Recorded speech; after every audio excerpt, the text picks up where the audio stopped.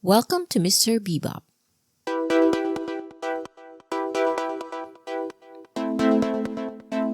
I've watched every movie adaptation of Little Women I could get my hands on. I like some more than others, and I have my favorite actors. So I came up with this list of my personal best and worst, or least favorite. I did not realize it would turn out this long when I started it. But it's Little Women, and I have strong feelings. Here goes.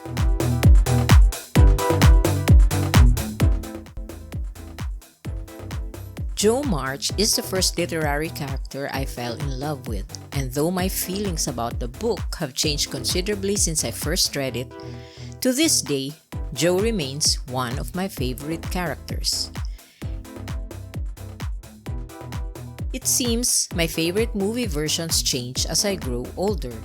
When I first saw June Allison in the 1949 movie, I thought she captured Jo's rambunctiousness and free spirit perfectly. She was the perfect book Jo.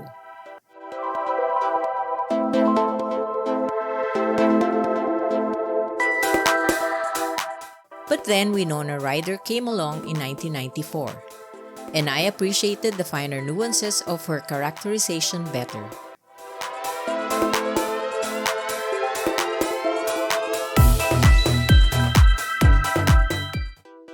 A few more years later, and now I would say that Saoirse Ronan's portrayal is the best.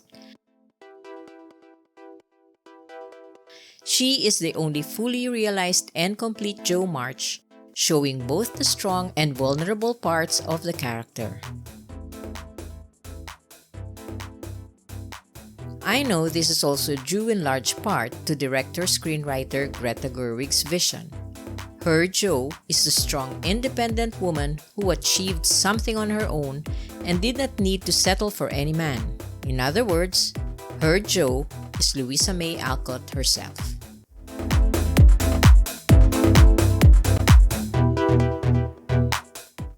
I said it and I'm sorry, but Hepburn was a little too stagey and, dare I say it, overacting. I felt that she was shoving Jo's awkwardness, tomboyishness, and unconventionality down my throat so hard. I know it seems blasphemy to mention anything other than praise for the legendary actress, and believe me, I feel bad saying this, especially since I love her in almost everything else I've seen her in. I can't bring myself to put the word worst next to her name, so I'm just calling her Jo Nay. I know I'm in the smallest of minorities here. I've read several articles naming her as the best Jo March, but I simply can't agree.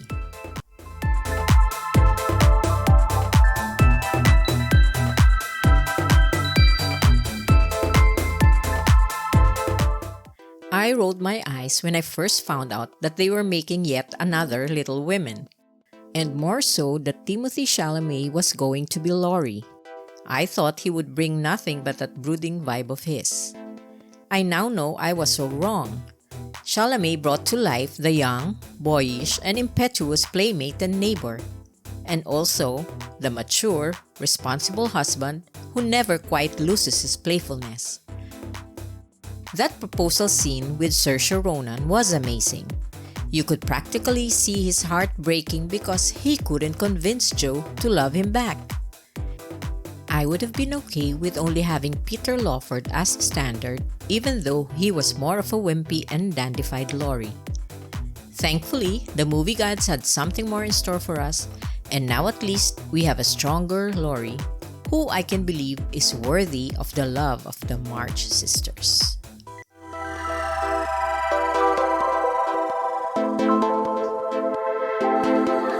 Christian Bale was too intense as Laurie.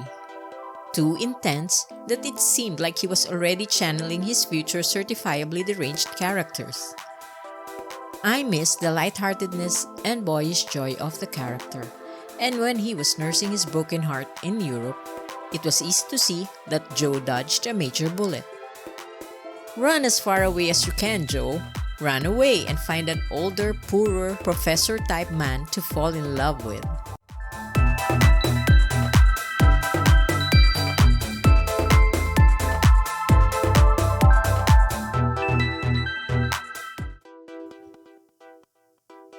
Elizabeth Taylor was luminous as Amy March.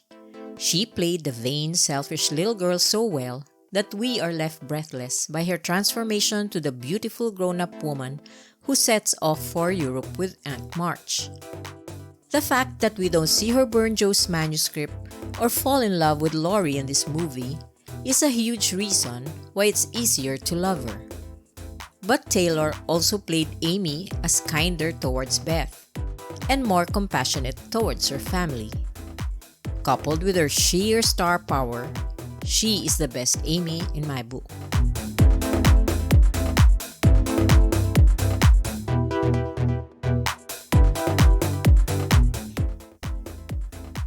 Amy is the most difficult to like of all the sisters. It's a fact. This is why you have to have the same actress play the young and adult Amy. Because at the very least, you want to have some form of payoff for the audience. That somehow, the annoying brat that you couldn't stand grew up and became a little less annoying. But in the 1994 movie, we get introduced to an entirely new Amy. Samantha Mathis taking over from Kirsten Dunst. We don't know her. Who is this stranger who will take Laurie away from Joe? We already hate Amy for everything she's done and will do to Joe. Assuming you're Team Joe, of course. And to be asked to feel any affection for this unknown is too much. It may not be all Mathis's fault, but she does not help the situation with her characterization of adult Amy as nothing more than a haughty snub. As much as I irrationally hate her, Amy does genuinely try to be a better person and grows up to be a refined lady, not the insufferable elitist who acts as if she's above her family as Mathis made her out to be.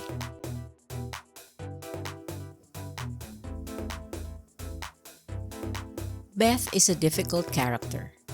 She's the quiet sister who doesn't have big dreams, who stays home and plays her piano and takes care of her dolls. This seems a bit heartless to say, but her only dramatic moment is her death. This means that she can come across as one-dimensional. Scanlon was able to get past all that and show us a complex Beth who isn't just a saint, but someone who had a personality. Of course, we are all distraught when she dies, but with Scanlon, there's a lot more behind that feeling because we got to know this Beth. I had never seen her in anything before Little Women, so it was a great surprise to fall in love with her portrayal. I think Claire Danes missed the memo. Beth is shy and timid, not a mentally impaired, overgrown child. Book Beth is a quiet yet powerful presence and a huge influence on her sisters even though they have stronger personalities. So her death hits us incredibly hard. But Danes is the furthest from Book Beth, and I cannot bring myself to feel anything for her. How can you feel any sympathy for a girl who cries like that? The Meg I pictured when I first read the book was naturally the one on the cover. Now that I think about it, it seems strange that my version featured Meg instead of Joe. I can say that Janet Leigh was exactly how I imagined Meg to be. Yet when I saw her, I immediately felt that she was perfect. She was a very charming Meg, the young and romantic woman dreaming of love. We don't see her much after she gets married, and this is probably the one thing I missed most in this Meg. It's in the writing, but we don't see the closeness between her and Joe. However, it's just a quibble that doesn't take anything away from Lee.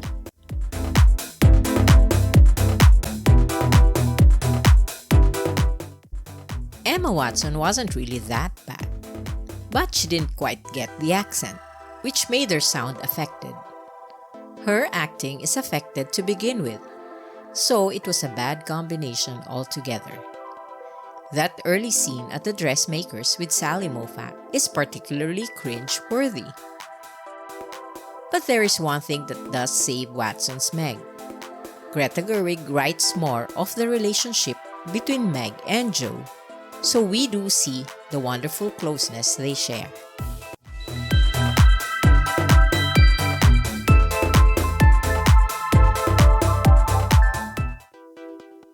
The 1949 adaptation was the first Little Women movie I saw. I was around 10 years old, and I remember being awestruck from the opening scene because I had no idea I could watch my favorite book come to life. And Mary Astor was exactly the Marmee I pictured when I was reading the book, with her quiet voice and gentle strength. Movies you watch as a child leave such a mark on you. And I think that this is one of the biggest reasons why Mary Astor remains my favorite Marmee. Another reason is that Astor's Marmee reminds me so much of my own mom.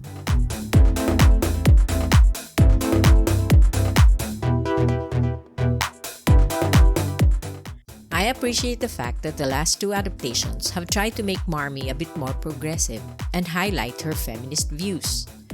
And though I do appreciate that Marmee would be a bit run down with all the cares and responsibilities solely on her shoulders, because Mr. March just leaves her, Dern comes across as depressing. She's the furthest from my idea of Marmee, which is why she's unfortunately the worst for me.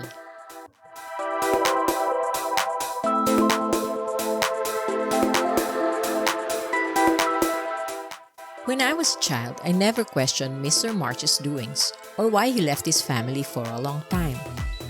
I just accepted him as the head of the family, albeit a supporting character in the story. Leon Ames played Mr. March with quiet gravitas, and I saw him as a believable anchor for Marmee and their daughters. He was only in a very few scenes, but his restraint and the quiet despair in his voice when he tells Joe about Beth's sickness is the reason he is top of the list. My feelings for Mr. March have now changed drastically. He is essentially an absentee father who would rather volunteer to fight and possibly die in the Civil War, let his wife worry about his safety, and leave his family to struggle on their own, rather than stay home and help support them. So Bob Odenkirk has no right to play Mr. March as jolly and easygoing as he does. With a husband like that, I can believe Laura Dern's Marmee when she says she is angry every day of her life.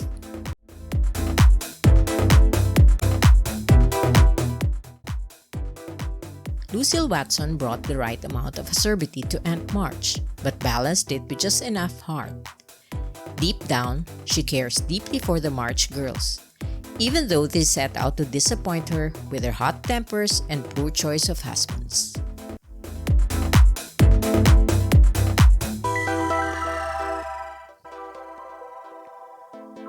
Aunt March in 1994 did not have much to do. Of course, it's not her fault, but Mary Wicks was probably too frail to portray the sharp Aunt March. We just don't get enough from her, and she didn't make any impact on the movie.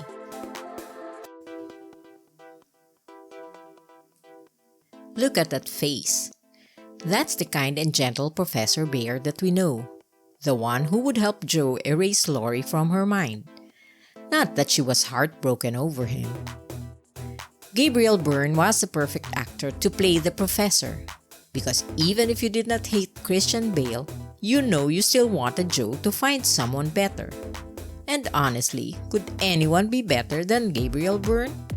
Not Christian Bale, that's for sure.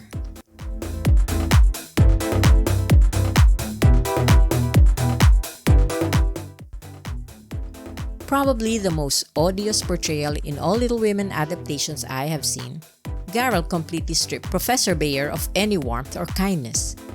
He was smug and condescending when he critiqued Jo's work, that not even the rose-tinted rom-com ending we got could redeem him.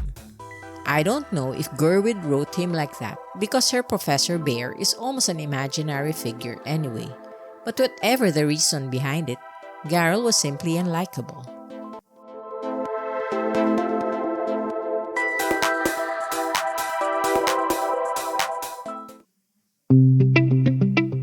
What are your thoughts on the different versions?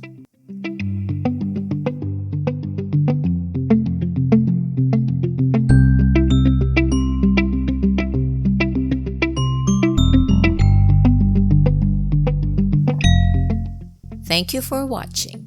See you again next time.